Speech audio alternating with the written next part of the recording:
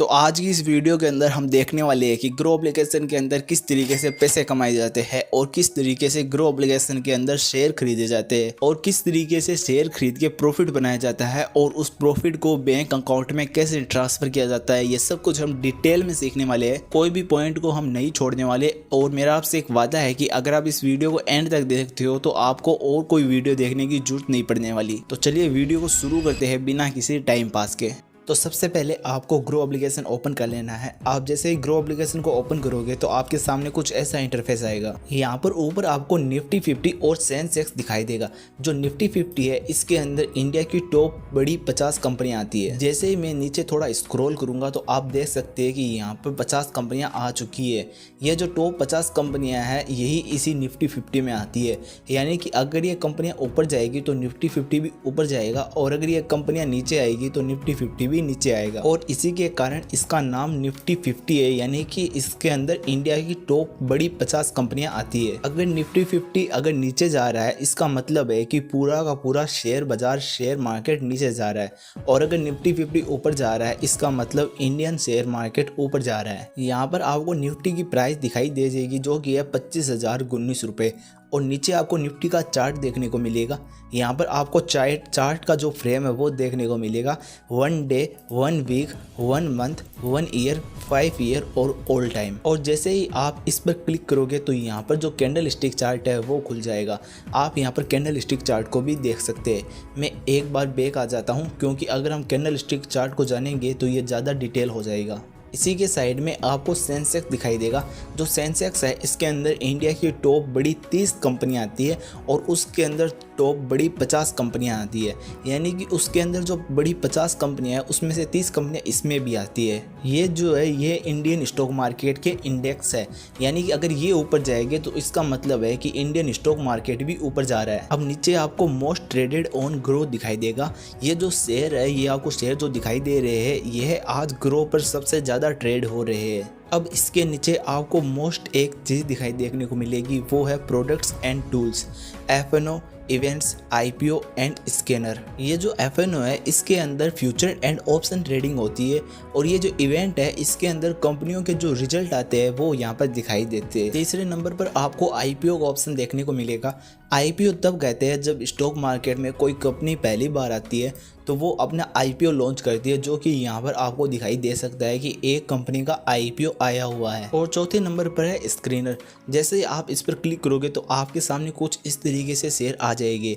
यहाँ पर आप अलग अलग तरह के फिल्टर लगा के देख सकते हैं। यानी कि अगर मैं देखूँ कि 1% से ज़्यादा शेयर कौन सा बड़ा है और कौन सा RSI है, कौन सा MACD, सब इंडिकेटर आप लगा सकते हैं। आप ये भी देख सकते हैं कि इस साल के अंदर सबसे ऊपर शेयर कौन सा है। यहाँ पर आप इंडेक्स भी देख सकते हैं, सेक्टर भी देख सकते हैं, कंपनी का मार्केट कैप भी देख सकते हैं। ये सब एडवांस की चीज़ें हैं। जब आप स्टॉक मार्केट को सीखोगे तो ये सब चीज़ें आपको सीखनी पड़ेगी। तो अभी हम थोड़ा बैक आ जाते हैं और हम नीचे और चीज़ों को देखते हैं कि और क्या क्या है।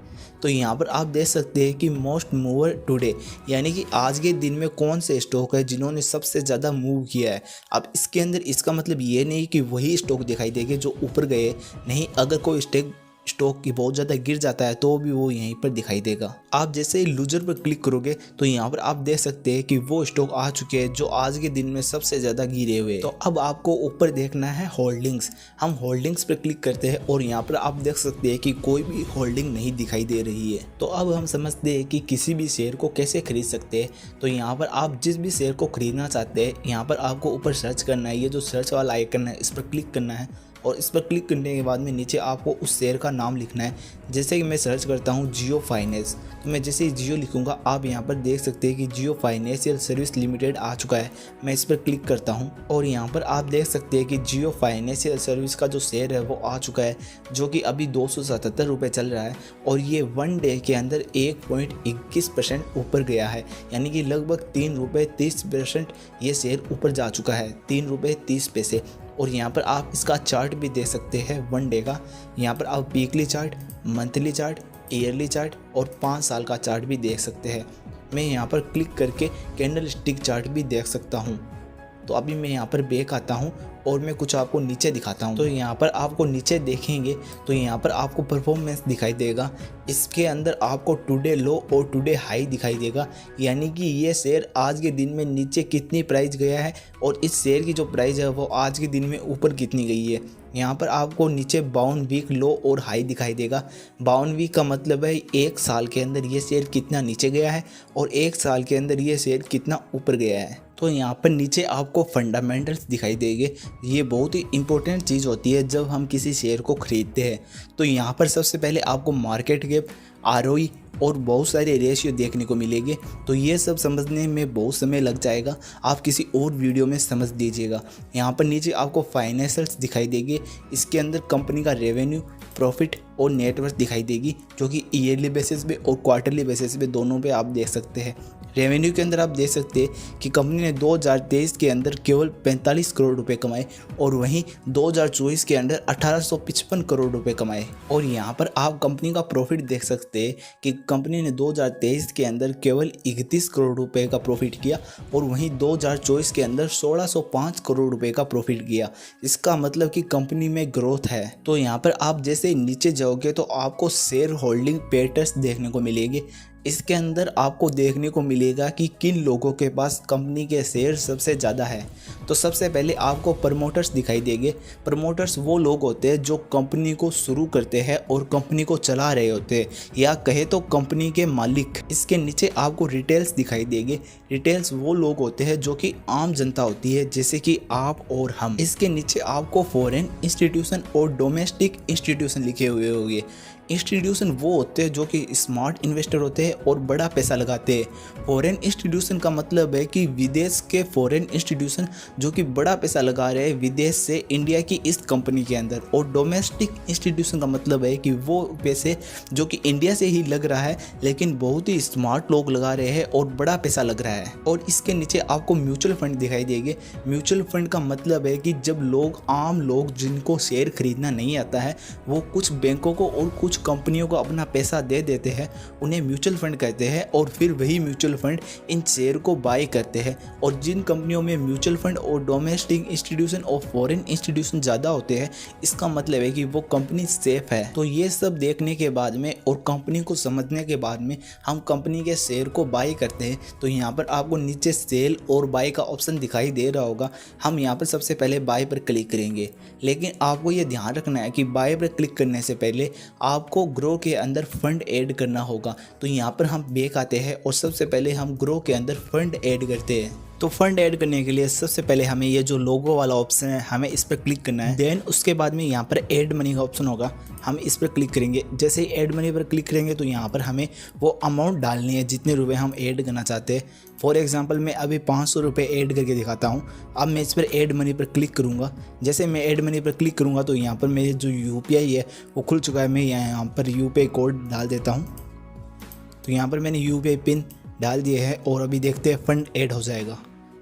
तो यहाँ पर आप देख सकते हैं कि बहुत ही जल्दी आसानी से फंड ऐड हो चुका है। मैं यहाँ पर डन क्लिक करूँगा। तो फंड ऐड होने के बाद में आपको फिर से इसी लोगो पर क्लिक करना है और यहाँ पर आप देख सकते हैं कि 500 रुपये आ चुके हैं। तो अब हम शेयर को खरीदते हैं और देखते हैं कि किस तरीके से शेयर को खरीदा जाता है। तो मैं फिर से उस शेयर को सर्च करता हूँ जिसको मैं खरीदना चाहता था। फॉर एग्जांपल मैं अभी जियो फाइनेंशियल सर्विस को खरीदना चाहता हूँ। तो मैं यहाँ पर बाय पर क्लिक करूँगा। जैसे मैं बाय पर क्लिक करूँगा, यहाँ पर मेरे सामने डिलीवरी, इंट्राडे और MTF आ चुका है। तो इसमें से आपको सबसे पहले डिलीवरी करना है क्योंकि हम शेयर को लंबे समय के लिए खरीदना चाहते हैं। ये जो इंट्राडे वाला ऑप्शन है ये तब क्लिक किया जाता है जब आपको शेयर सेम डे ही बेचना होता है और सेम डे ही बाय करना होता है। यानी कि जिस दिन आपको शेयर खरीद रहे हो उसी दिन आपको उस शेयर को बेचना भी पड़ेगा।